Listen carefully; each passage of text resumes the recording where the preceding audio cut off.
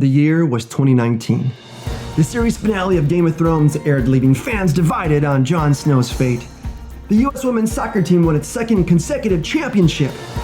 We watched in dismay as the world's beloved Notre Dame went up in flames. And the individual coverage ICHRA was introduced.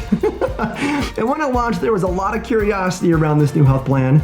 But as our SVP of Operations, Chris Bird, loves to say, don't confuse curiosity with actual interest. However, the tides, they may be shifting, folks. A year later, conditions for employer movement to an ICHRA could be upon us, right? There are three suspected variables. One, a soft labor market, check. Two, a severely constrained budget for businesses that are just trying to control bottom lines, double check. And three, improvement in product and rate perspective of the individual market itself. Gotcha. Okay, so we may be seeing a trifecta happening right now. So in this episode, we talked to Nietzsche Legrander, the Vice President of Strategic Markets at WEX, and Jonas Sove, Product Management here at WEX. And we dive just a bit deeper into an ICHRA. Like, what are the ideal use cases for HR departments to consider an ICHRA? And what conditions and considerations should they be making? And lastly, what variables might actually drive this increased adoption moving forward? My name is Eric Piella, Senior Marketing Manager at WEX, and as always, I'm joined by my co-host, Kelsey Burgad. It's going to be a great episode. Giddy up, because it's time to get buzzed. Hey everybody, and welcome to another spectacular episode of Benefits Buzz. And this week we are talking about ICHRAs, aka ICHRAs, aka Individual Coverage Health Reimbursement Arrangements. All the acronyms, Eric. Oh, it's like pick your favorite, right? I think ICHRA is my favorite. It just rolls off the tongue a little easier than the other ones. Who gets to decide if it's ICHRA or ICHRA, right? Like, I don't know, is it ASAP or ASAP? Do we just get to choose? Maybe we just get to choose. And I like ICHRA too, so we can agree there. Well, whatever way you like to say it, I've got two wonderful guests who are going to share their thoughts on ICHRAs. We have Nietzsche Legrander, who's the Vice President of Strategic Markets at WEX, and Jonas Sove in Product Management here at WEX to talk about ICHRAs. Welcome to the show, both of you. Hey, Eric. Thanks for having us. Excited to be here and talk about ICHRAs. Yeah, I will ditto that. So nice to be here. Excited for the conversation. And I will do my best to stick with the ICHRA, but I am known to interchange between a couple of different ways to refer to them. That's totally, variety is the spice of life, Nietzsche. So we'll keep our listeners on their toes. I love it. I love it. Well, we are here to talk about ICHRAs, and I know, I was not the host then, but we have done some episodes on ICHRAs in the past. Jonas, I think you were a featured guest on one of them. So for our faithful listeners, this is maybe another look at ICHRAs, but we decided we wanted to dive a bit deeper. So peel another layer of that onion, if you will, and kind of go into that ICHRA 201 level. But before we get there, I think it would still be good, just in case, for those first-time listeners, to kind of maybe just set a quick foundation level of, what is an ICHRA, kind of the elevator speech, if you would. Yeah, sounds good. I can jump in with that. So I'll forewarn everybody too, my acronym use and verbiage for this is going to evolve throughout the podcast as well. But at the highest of levels, the ICHRA was made available January 1st of 2020. So we're really in the early phases of its availability and learning about how the market's adapting and adopting to it, or adopting it. So keeping it general, the new exciting feature that the ICHRA comes with is the employer's ability to provide funds to their employees to go and purchase their own individual health insurance coverage in the open market. So the employer could offer this and along with a group health plan, but they would not be able to offer a group health plan and an ICHRA to the same class of employees. So at the highest levels, employees cannot be given a choice between the two, but an employer could offer both. And one other thing to add is, when we say individual market or individual coverage, we're not talking about just covering one person. Employees can get dollars from their employer to go and purchase health insurance for their whole family if they have additional dependents. Yeah, so I think there's been a lot of interest, a lot of curiosity, but not a ton of movement in terms of adoption. Certainly, employers are adopting it, but I think a lot of employers are kind of taking that wait and see approach to determine how is it taken over, how is it adopted, and then learning from others' movement and making a choice from there. But a lot of discussions. I would say a lot of the interest is coming from the smaller market, likely under 100 lives, but of course, they can be adopted by clients of all size. So I'm sure we'll talk a little bit today about benefits to clients that are larger and why they should really consider these as a potential fit for their benefit package. But also, as everybody knows, COVID in 2020, right? It's completely shaken up every business in every way. So, that's coincided with really the birth of these ICHRAs. So I think that's created a lot of uncertainty in business models, not only about current state and cost, but future states bottom line for all businesses and how do they control expenses. Of course, it's impacted the labor market greatly from the perspective of unemployment has skyrocketed from where it was at the beginning of the year. So in the beginning of the year, people were having to offer really competitive benefits to recruit and retain employees, and now it's a softer market, so that is going to impact people's interest in the ICHRAs. And so general adoption has been really high or higher for the smaller market, but with the changes in the world as they are today in 2020, it's just continually evolving every day. Yeah, Jonas, I would, just kind of reiterate that because I know it's something that, we talk a lot about, and it's something that we're paying really close attention to is just given the current economic conditions and situations that, a lot of employer groups are finding themselves in the midst of this pandemic, what kind of impact is that going to have as they start to look towards 1/1/2021 and what they are going to be doing from benefit package standpoint. And is that going to be kind of a tipping point for some of those employer groups to maybe reconsider what they're doing from bringing a health insurance benefit to their employees? Or are they going to kind of look at it and want to maintain more of the status quo and push things out until 2021 as far as maybe looking to consider some a different type of benefit design that may align a little bit better with what their goals and objectives are? So not a lot of indicators around that yet. It's just something that we're watching. We're asking a lot of questions. We're talking to a lot of folks in the industry to kind of see what they're gauging. I've got one really, it's kind of anecdotal at this point, but it was an employer group that we were talking to a couple of weeks ago who was in the unfortunate situation where they, were in a situation where they had to lay off all of their employees and cancel their group coverage. But they're now in a point where they're starting to hire employees back, and they're actually converting to an ICHRA when they roll out the benefit package. So for them, this was the right type of solution. And so as we get into the conversation today and stuff, I think we can start to discuss a little bit about some of those indicators and employer characteristics and things that are driving some employers to look at these as a benefit option. Yeah, I think that's a really great point. So with these clients that client specifically, right? So it's clear they're facing a lot of uncertainty, and COVID has had a significant impact on their business and approach. So a benefit of the ICHRA is the ability to more easily control costs while really reducing their administrative burden. So it makes sense that they've considered that, and I think if COVID continues to pick up, and if they were to be negatively impacted by that, those employees would be able to maintain that insurance more easily, I would say, if they were to be laid off again, because it's portable, it's owned by them, et cetera. The employer is helping pay for them. So that could be a potential downstream, I hate to say benefit, right? Because it's a tough spot to be in. It's not a true benefit, but the employees have more flexibility with that coverage if they were to be furloughed or laid off again. So that would be something to keep in mind as that employer offers that. And one other comment on what we're seeing with interest and the impact of COVID and potentially it being an uptick in employer interest in them. I totally agree with that. Have had a number of conversations with employers, consultants, and brokers to pick their brains on how they're perceiving the potential impact of everything happening in the world today on ICHRA adoption. And you really find people in two different camps, right? And I've seen it be about split 50-50 from the perspective of one side is employers are looking for ways to save dollars and improve their bottom line. And so they're looking at ICHRA as a potential option for that. And on the flip side of that, of course, employers are thinking, man, there's so much happening right now. And additional change on all of the changes that have already happened is just too much change. So we're going to maintain the status quo, continue with the group health plan, and potentially consider it in the future.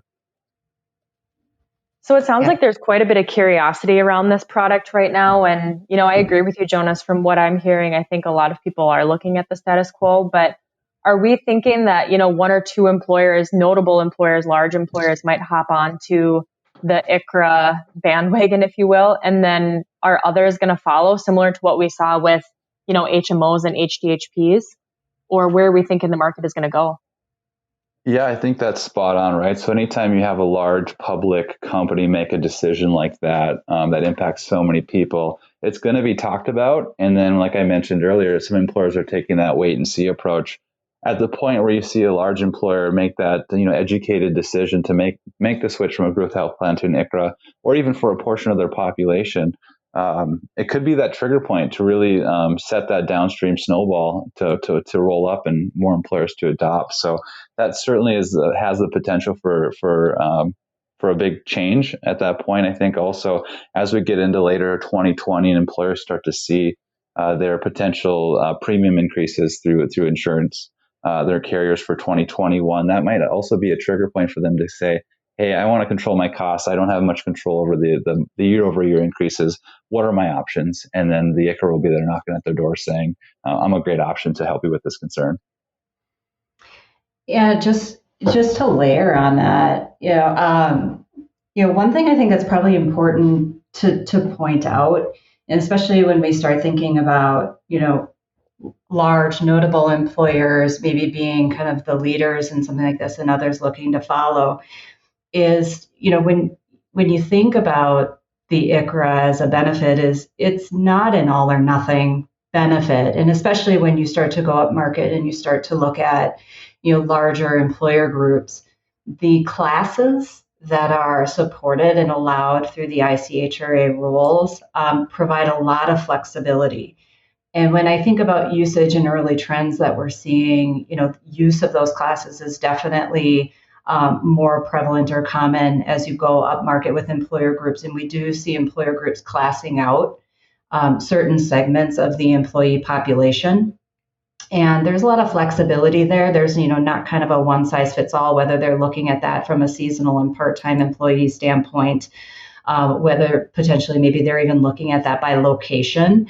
I've seen situations where employers are kind of taking a satellite office location that's somewhere, different in the country than the headquarters and carving that out as with an ICHRA benefit, because that seems to, it fits kind of their strategy the best.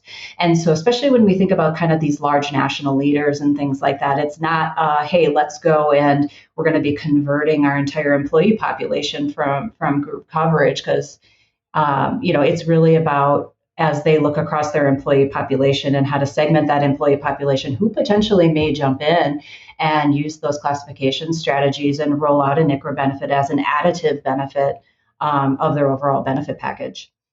So good points, Nitra. I completely agree with that. And what that really leads me to think about is, what was the purpose of the introducing this benefit in the first place, right? What were some of the goals of the departments doing this? And that leads to employer flexibility, employee flexibility, right? So you just spoke to the ability to offer this benefit to a specific class of employees while continuing the group health plan for another class. But then that flexibility goes beyond that too, right? So how much are they going to offer? Who are they going to offer to? When are they going to offer to the employees?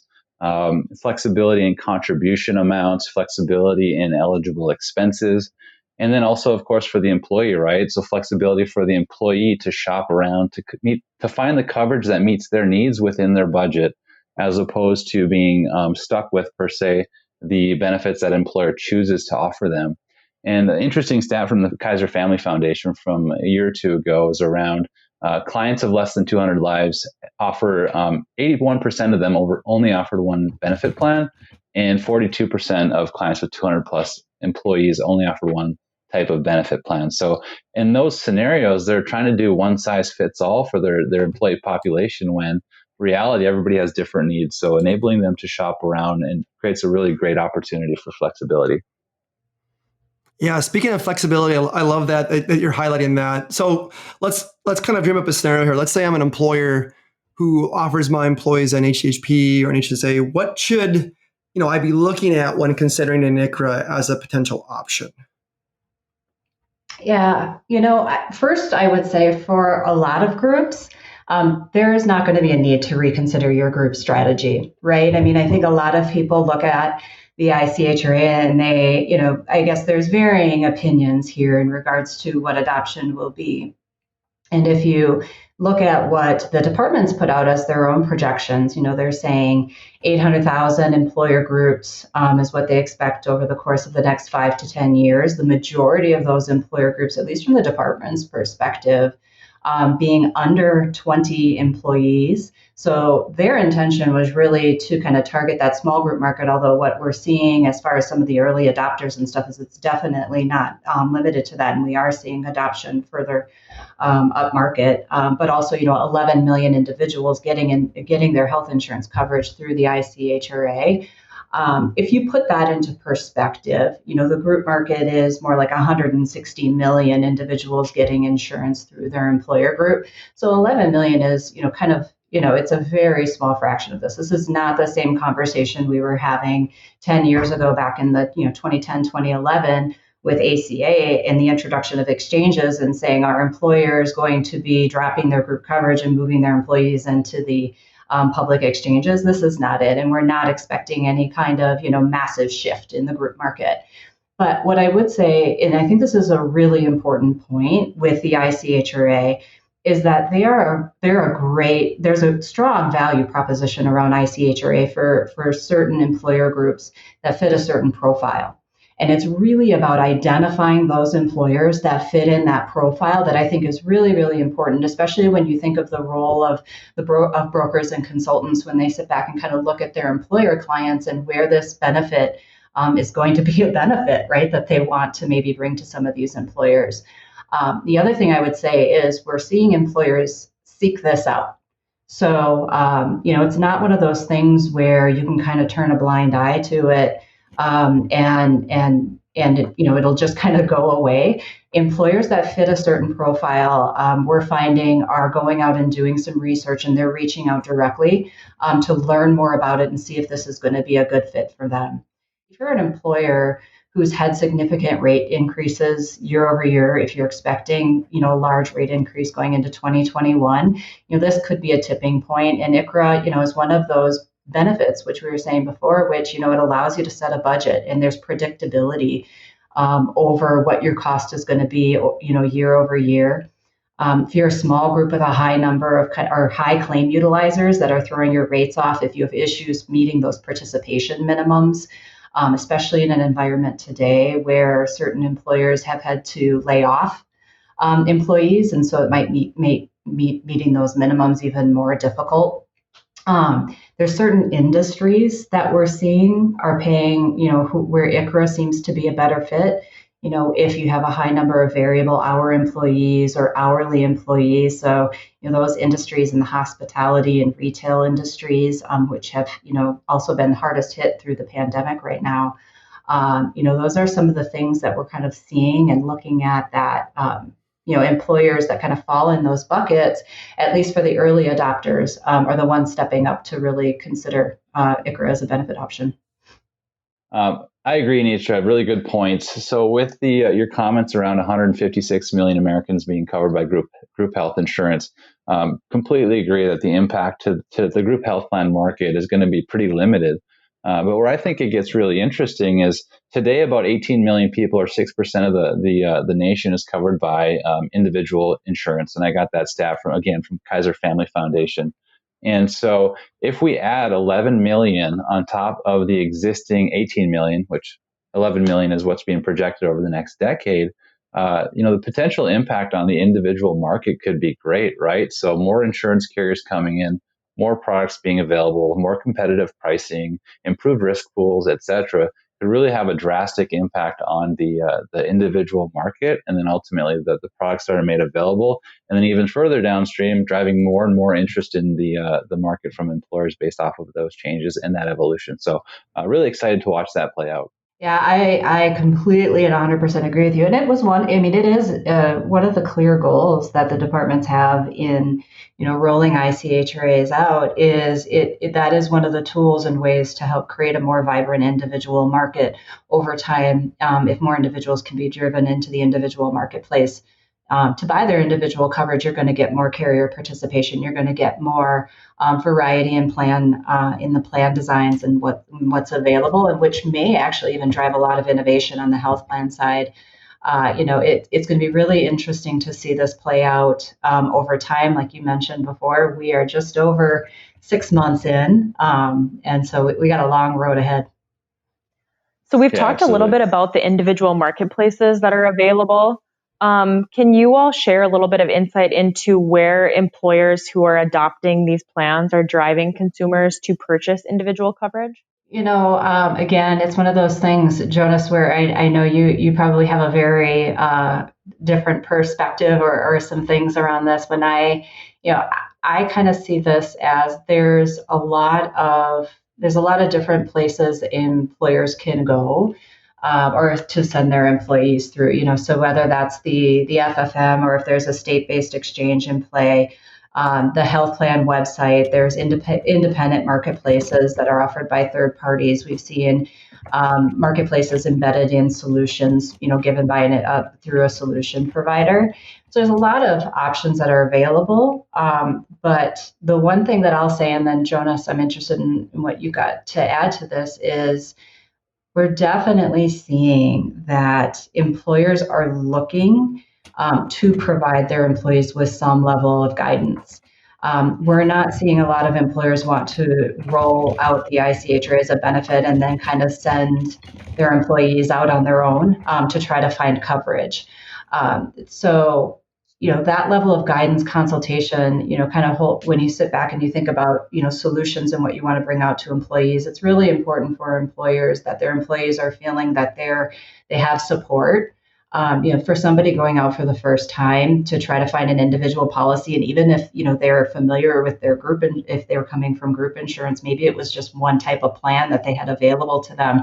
So now they go out to the individual market and they're trying to navigate, HMO, PPO, high deductible health plan. Is my primary doctor covered or not? What is this in and out of network? This can get really complicated. And so employers are looking for this level of consultation and support for their employees, which I think is a great opportunity for the broker community that's actually, that looking to service that part of the population. And so I agree with you, Nitra. You ended there on the brokers, right? And then providing that value add of helping people with the shopping experience and where to find insurance. So I agree. It's important that employers provide their employees some level of guidance on where to go and purchase insurance. I think the thing to keep in mind is employers can't require their employees purchase coverage from a specific place, but they can certainly give them options to go shop. So enabling them to at least have a starting point as opposed to just saying, go figure it out yourself is going to be critical. And then, from an employer standpoint, an attractive part of the ICHRA is reducing their administrative burden. Some employers are going to try to say, here's dollars, I'm out, go shop, figure it out, of course. But I think ultimately it's not going to be quite that cut and dry. I think that employers should at least be engaged to some level to help ensure their employees are successful in their shopping experience. But in the end, they'll still be saving a significant amount of time and effort on the administrative piece regardless. Mm-hmm. So good. So good. I love that. There's so many nuggets of advice in here that I hope our listeners are meticulously taking notes. So I appreciate both of your thoughts. But if I'm going to end and wrap on one question here, if you had to, what's one piece of advice that you would give an employer who maybe thinks ICHRAs might be a solution for their healthcare needs? I can start on this one, Nitra. Maybe I'll take the easy one and make you dig for a harder one. So, Appreciate that. From my standpoint, I think it's important to understand, obviously they need to consider their financial situation, and especially with COVID, but I think it's important for them to consider what does the individual market look like in my state or the states in which my employees are working in. or living in, right? And so where are they able to go and get their insurance if they are offered an ICHRA? Are there competitive offerings? Are there multiple carriers to buy from? How do the premiums and the deductibles compare to what we offer today? What does the network look like? Are they going to be negatively impacted and potentially have to switch doctors, et cetera? And so ultimately what it comes down to is what are the options they have available and what is the quality available to them? Because the last thing an employer would want to do is give their employees really limited poor options in a state that hasn't quite evolved to having a competitive individual market, and negatively impact their ability to recruit and retain employees based off of that. Yeah, I think that that is a really good point, Jonas. I'm kind of glad that you led off with that one, and not one to be overlooked. And it is so regional right now in regards to what that individual marketplace looks like. So important for employers to be paying attention to that. I'm going to actually, I'm going to look ahead to say that the decision has already been made, that this is the right type of benefit to roll out. The thing to really be thinking about, and what my advice would be, is to really think about that employee experience and managing employee perception, because we've heard a lot, both from employees being really ecstatic about the benefit being rolled out, and maybe they weren't given coverage before, or maybe it was really limited coverage, all the way to concerns from employers that there may be some employee backlash if they roll this out. And there's a lot of things that can be done to kind of control that employee perception. And it has to be managed from the moment the employee first hears about this new thing called the individual coverage ICHRA. And the, education, we say it all the time, education, communication, that experience that employee is given is going to be so critical in helping them and ensuring and making them feel comfortable with what this new benefit is, and in helping and guiding them in finding coverage that's going to help them feel secure in their family situation. And the other thing that I would say to really be thinking about is, what are the resources that are being made available? What kind of support are you giving the employees? And the other thing, we haven't talked a lot about this, is how do payments work? Because, premiums aren't cheap. And, especially if you're going to be buying family coverage. So, really thinking about, is the employee, my employee is going to be floating the full cost of premiums, waiting, 10 to 12 days before the next payroll cycle? Or am I, is there a reimbursement process that can get rolled out that's going to give them access to their funds in a matter of, a number of days as opposed to weeks? I mean, those are some things to really be thinking about as you kind of move ahead. And if you make that decision that an ICHRA is the right type of benefit. ICHRA, that is such a good point, to keep all of those things into consideration. And Jonas, I love, the idea to have employers look at their individual marketplace options to make sure it's a good fit for employees. So great points, so much insightful information as we went through today. Thank you both for joining us. I think the next step is we're going to look into the future, the rest of 2020, and see, what the market bears and what comes with ICHRAs. And maybe we'll have you back in a few months to reflect on what's happened. So thank you so much for your time today.